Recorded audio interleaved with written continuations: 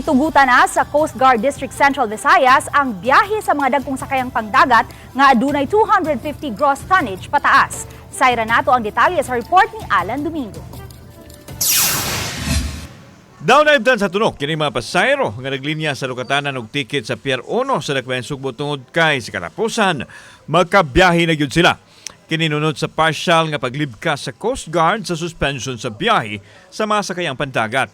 Gitugutan na nilang makabiyahe ang mga dagkong barko nga adunay 250 gross tonnage pataas subay usab sa pag-improve sa kahimtang sa panahon nga gibase nila sa pag-asa. Lakip sa partial lifting sa suspension ang Coast Guard Station Western Bohol, Coast Guard Station Eastern Bohol, Coast Guard Station Camotes, Coast Guard Station Southern Cebu, Coast Guard Station Central Cebu.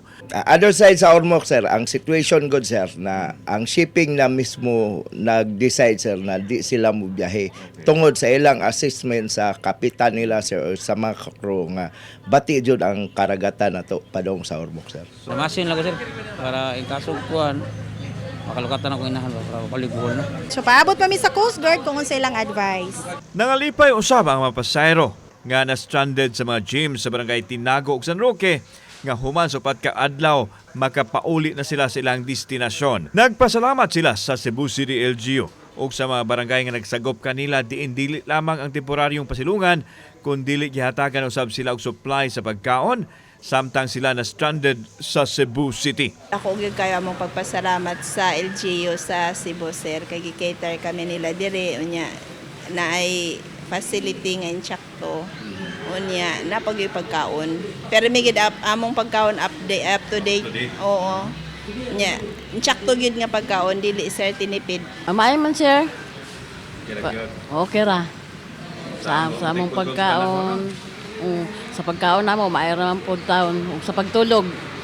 Samtang iklaro sa Coast Guard nga ang mga gagmayng sakayang pandagat nga ubos sa 250 gross tonnage gidid-an gihapon nga makalawig.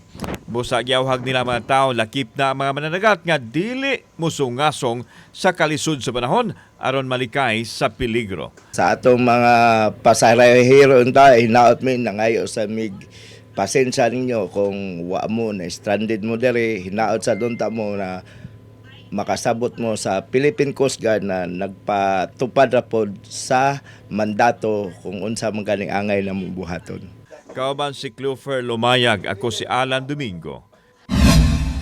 Balitang Bisdak.